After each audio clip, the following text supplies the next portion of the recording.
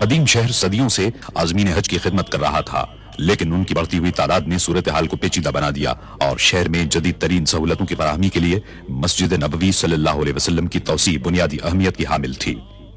منصوبے کا پہلا کام قدیم عمارتوں کو منہدم کرنا تھا۔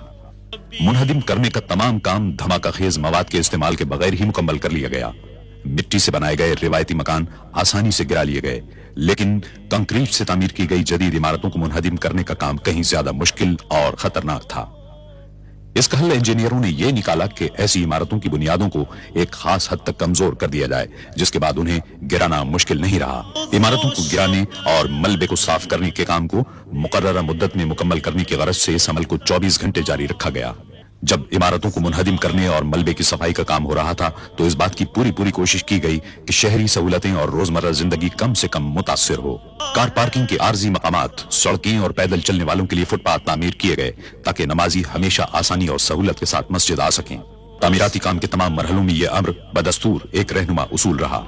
17 محرم الحرام 1406 ہجری کو مسجد کی توسیع کے لیے بنیادوں کی کھدائی کے ساتھ ہی تعمیراتی کام کا آغاز ہو گیا۔ مسجد کے ارد گرد کا علاقہ صحرائی ریت کا ہونے کے باعث غیر مستحکم تھا اور عظیم الشان ڈھانچے کو سنبھالنے کے لیے بنیادوں کی تعمیر کی جدید ترین ٹیکنالوجی کی ضرورت تھی۔ عمارت کی بنیادوں میں وزن کو برداشت کرنے والے 8525 مضبوط ترین پائپوں کے استعمال کا فیصلہ کیا گیا۔ صحرائی زمین کی کھدائی بے حد دشوار تھی۔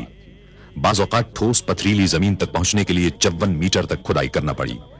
تعمیراتی انجینئروں اور سروے کرنے والوں نے پوری منصوبہ بندی اور یکسوئی کے ساتھ اس کام کو انجام دیا۔ کھدائی کے کام کے پہلے مرحلے میں فولادی کیسنگ کو زمین کے اندر ڈالا گیا۔ شافٹ جو ہی اندر پہنچی، دیو ہیکل مشینوں سے کھدائی کا عمل شروع ہو گیا۔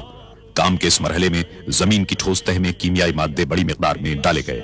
مسجد کی پائیداری کے سلسلے میں کامیابی کے حصول کے لیے بڑی تعداد میں بھاری مشینوں کا استعمال کیا گیا۔ اس عمل کے دوران انجینئر زمین کی تہ کے نمونوں کا معائنہ کرتے رہے تاکہ اصل چٹانوں تک پہنچنے کے عمل کو یقینی بنایا جا سکے۔ وہ مقامات جہاں بھاری ساختوں، مثال کے طور پر نئے میناروں کی ضرورت تھی، وہاں جھٹکے برداشت کرنے والے جیکٹوں کے علاوہ فولاد کی کیسنگ بھی استعمال کی گئی۔ فولاد کی کیسنگ کی اندرونی اور بیرونی جگہوں پر کیمیائی مادے ڈالے گئے تاکہ نئی عمارت کو ہر قسم کے معائب سے محفوظ رکھا جا سکے۔ انتہائی مضبوط فولاد سے 12 میٹر طویل بیلن کی شکل کے پنجرے بنائے گئے۔ اصل پوزیشن کو سنبھالنے کی غرض سے ان پنجروں کو کنکریٹ کی مدد سے نصب کیا گیا۔ 12 میٹر کی لمبائی کی زمین کی تہ میں اتارنے کے بعد ویلڈنگ کر دی گئی۔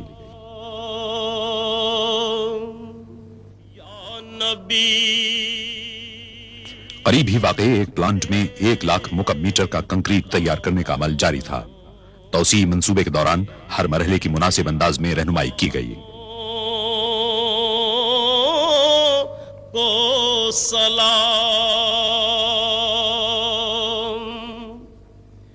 جو پڑھا کرتے ہیں روز و شب تیرے۔ کنکریٹ کے معیار کی تصدیق کے لیے ستونوں میں الٹراسونک سینسر کا استعمال کیا گیا۔ جو پڑھا کرتے مسجد نبوی صلی اللہ علیہ وسلم کی نئی عمارت کے وزن کو سنبھالنے کے لیے بہترین ستون تعمیر کیے گئے۔ اس پوری نئی عظیم الشان عمارت کو مستحکم بنانے کا انحصار کنکریٹ کی قوت